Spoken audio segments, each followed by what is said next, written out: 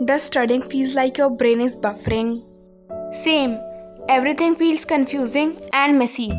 Hey guys, welcome to Clouded Concept. Here studying feels easier and less chaotic. तो आज हम शुरू करेंगे हमारी न्यू एनसीईआरटी क्लास 9 की हिंदी बुक गंगा से। पढ़ेंगे इस कहानी के लेखक के बारे में। तो इस कहानी के लेखक है श्री प्रेमचंद। तो प्रेमचंद का जन्म 1880 में लम्ही, जिसे आज हम वाराणसी के नाम से जानते हैं, जो उत्तर प्रदेश में स्थित है, वहाँ हुआ था। उनका मूल नाम धनपत राय था, असली नाम। उन्होंने शिक्षा विभाग में नौकरी की, परंतु असहयोग आंदोलन में सक्रिय भाग लेने के लिए सरकारी नौकरी से त्यागपत्र दे दिया और लेखन कार्य के प्रति पूरी तरह समर्पित हो गए। उन्होंने शिक्षा विभाग में नौकरी की थी, लेकिन असहयोग आंदोलन में परमानेंटली इन्वॉल्व हो गए थे। सक्रिय का मतलब है परमानेंटली इन्वॉल्व किसी चीज़ में, और उसमें भाग लेने के लिए उन्हें सरकारी नौकरी से त्यागपत्र दे दिया था। तो फिर उसके बाद लेखन कार्य में पूरी तरह समर्पित हो गए थे। इसका मतलब वो लिखने लगे थे स्टोरीज़, वो परमानेंटली, आज उन्होंने अपनी हॉबी थी, पहले उन्होंने अपनी फुल टाइम जॉब की तरह स्टोरीज लिखना स्टार्ट कर दिया था। प्रेमचंद की कहानियाँ मानसरोवर के 8 भागों में संकलित हैं। सेवा सदन, प्रेमाश्रम, रंगभूमि, कायाकल्प, निर्मला, गबन, कर्मभूमि, गोदान उनके प्रमुख उपन्यास हैं।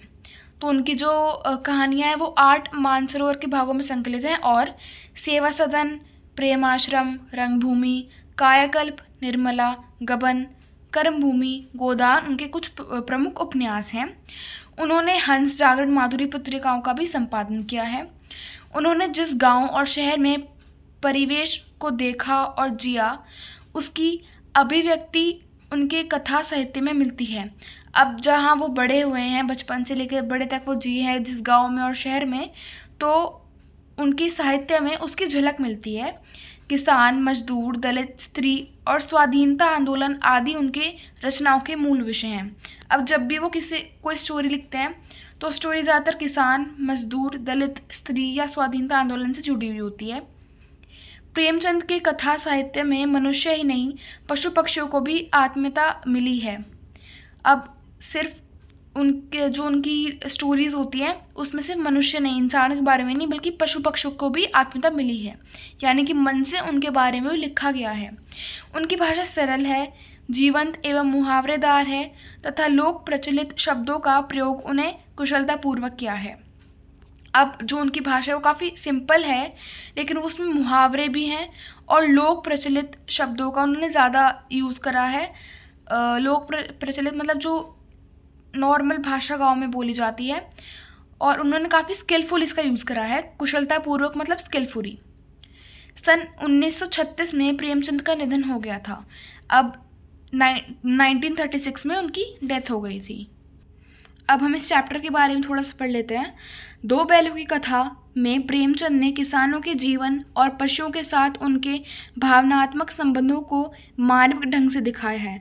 तो जो ये कथा का नाम है, हमारी स्टोरी का नाम है 2 बैलों की कथा, उसमें प्रेमचंद ने किसान और पशुओं के जीवन को काफ़ी फीलिंग्स के साथ और काफ़ी अच्छे से संबंध बना के दिखाया है, मार्मिक ढंग से। यहाँ पे मार्मिक ढंग का मतलब है keeping soft feeling for others, जो हमेशा दूसरों के लिए दयालु रहता हो। मार्मिक ढंग का मतलब वो है। इस कहानी में उन्होंने यह बताया कि स्वतंत्रता सहज ही नहीं मिलती। अब उन्होंने इस कहानी में बताया था कि स्वतंत्रता आसानी से नहीं मिलती, उसके लिए बार बार संघर्ष करना पड़ता है, उसके लिए बार बार हमें कोशिश करनी पड़ती है। इस प्रकार परोक्ष रूप से यह कहानी स्वतंत्रता आंदोलन की भावना से जुड़ी है। तो इस प्रकार से कहानी मेनली स्वतंत्रता आंदोलन से भी जुड़ी है। प्रेमचंद ने इसमें पंचतंत्र और हितोपदेश जैसी कहानियों की परंपरा को अपनाया है और आगे बढ़ाया है। तो जो प्रेमचंद जी हैं उसमें उन्होंने इसमें पंचतंत्र और हितोपदेश नाम की 2 कहानियाँ थी, उनकी परंपरा को अपनाया है और आगे बढ़ाया है। इस स्टोरी में वैसे हमें थोड़ी सी झलक देखने को मिलेगी। 2 बैलों की कथा। जानवरों में गधा सबसे ज़्यादा बुद्धिहीन समझा जाता है। तो जानवरों में गधे को सबसे ज़्यादा बेवकूफ़ मानते हैं। हम जब किसी आदमी को परले दर्जे का बेवकूफ़ कहना चाहते हैं तो उसे गधा कह देते हैं। जब हम किसी को किसी और तरह से बेवकूफ़ कहना चाहते हैं, बेअक्ल कहना चाह देते हैं, तो हम उसे गधा कह देते हैं। गधा सचमुच बेवकूफ़ है या उसके सीधेपन, उसकी निरादपन, सहिष्णुता ने उसे यह पदवी दे दी है, इसका निश्चय नहीं किया जा सकता। क्या गधा सही में बेवकूफ़ है या फिर उसके सीधेपन ने या फिर सहिष्णुता ने यानी कि डिस्ट्रेस ने बिना कोई चिंता के उसे बेवकूफ़ कहलाया है। पदवी दे दी है मतलब ये पद दे दिया है, इसका निश्चय नहीं हो सकता, ये कोई निश्चय नहीं कर सकता है।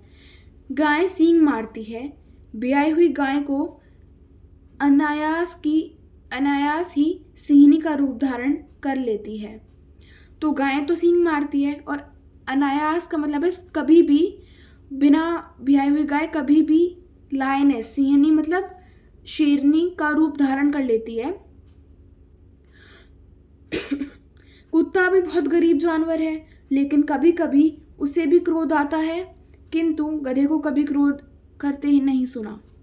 कुत्ता भी काफ़ी गरीब जानवर है, उसे भी कभी ना कभी तो क्रोध आ ही जाता होगा, लेकिन गधे को कभी क्रोध करते नहीं सुना ना देखा। जितना चाहो गरीब का मारो, चाहे जैसी गरीब खराब सड़ी हुई घास सामने डाल दो, चेहरे पर कभी असंतोष की छाया भी ना दिखाई देगी। गधे को चाहे तुम कितना भी कुछ कह लो या फिर कितने भी सड़ी हुई घास डाल दो, उसके चेहरे पे कभी भी सैडनेस नहीं दिखाई देगी। वैशाख में चाहे एक आध बार कुलेल कर लेता हो, पर हमने तो उसे कभी खुश होते नहीं देखा। वैशाख यहाँ पे हम second month of the year कहते हैं अकॉर्डिंग टू हिंदू कैलेंडर, और कुलेल का मतलब है मौज मस्ती। उसके चेहरे पर एक विषाद स्याती रूप से छाया रहता है। यहाँ पे विषाद स्यादी का मतलब है कि रिमूवर ऑफ सैडनेस, कभी उसके चेहरे पर दुख नहीं दिखाई देता है। If this cleared up even little, then save this for revision. Bye.